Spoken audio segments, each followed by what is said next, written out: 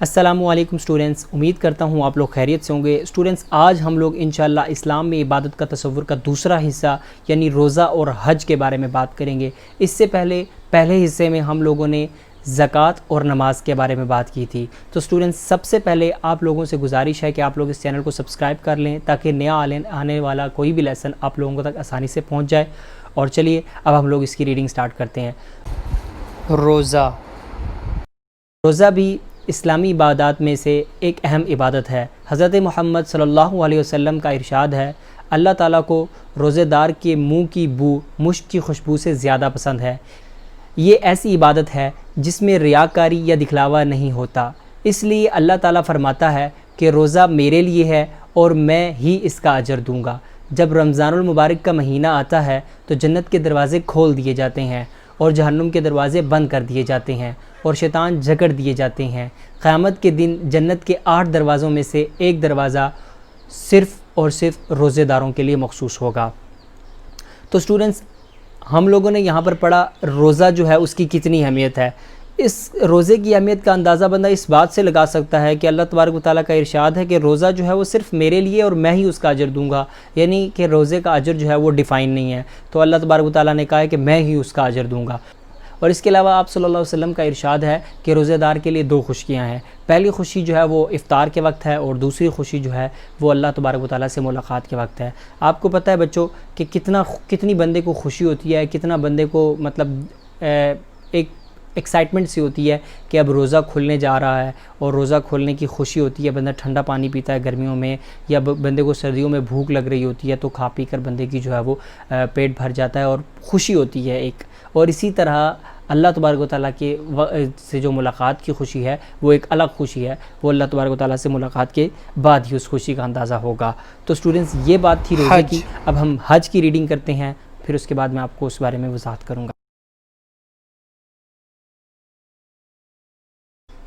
حج ایک مالی اور بدنی عبادت ہے۔ یہ اسلام کا اہم رکن ہے اور ہر صاحب استطاعت مسلمان پر زندگی میں ایک بار فرض ہے۔ آپ صلی اللہ علیہ وسلم کا ارشاد ہے کہ جس نے اس طرح حج کیا کہ گناہوں اور فضول باتوں سے بچا رہا تو وہ پچھلے گناہوں سے بالکل پاک ہو جاتا ہے۔ حج ایک ایسی جامع عبادت ہے جس میں تمام دیگر عبادات کی روح شامل ہے۔ حج کا ہر مرحلہ روحانی و اخلاقی تربیت کا حامل ہے۔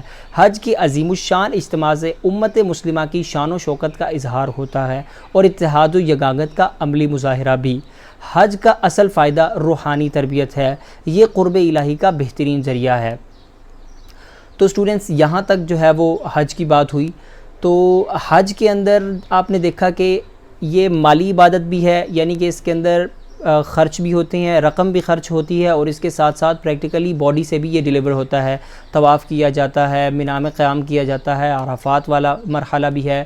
اس کے علاوہ جو ہے طواف الزیارہ بھی ہے، طواف الوداع بھی ہے، کنکر مارے جاتے ہیں، شیطان کو قربانی کی جاتی ہے۔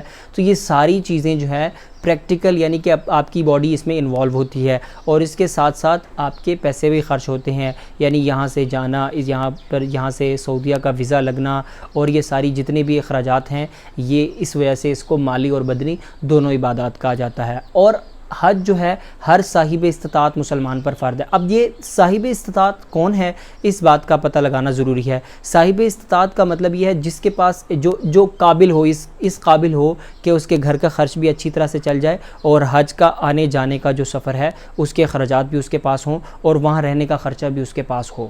میں دوبارہ سے یہ بات کر رہا ہوں، یہاں گھر پر اس کا خرچہ ہو، یعنی کہ گھر میں جن کو چھوڑ کر جا رہا ہے ان کے اخراجات بھی آسانی سے پورے ہو جائیں، اور اس کے ساتھ ساتھ اس کا آنے جانے کا سفر بھی آسانی سے ہو جائے، اور اس کے ساتھ ساتھ وہاں پر رہتے ہوئے اس کی جتنے بھی اخراجات ہیں اتنے اس کے پاس اگر رقم ہے تو اس کے اوپر جو ہے وہ حج فرض ہے۔ تو یہ حج کی استطاعت اس طرح ہم لوگ جو ہے اس کو واضح کریں گے کہ یہ حج کی استطاعت کا مطلب یہ ہے۔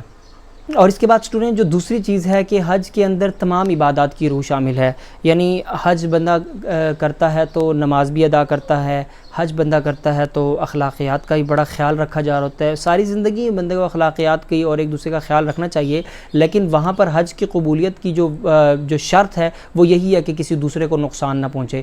تو یہ جو ہے نا ایک عبادت ہو رہی ہوتی ہے، اس عبادت کی روح بھی شامل ہے۔ اس کے ساتھ ساتھ قربانی بھی بندہ کرتا ہے، یہ بھی حج کا حصہ ہے۔ اس کے ساتھ ساتھ اگر وہاں پر قربانی نہ کی تو واپسی آ کر 3 روزے وہاں پر رکھے جاتے ہیں اور واپس آ کر 7 روزے رکھے جاتے ہیں۔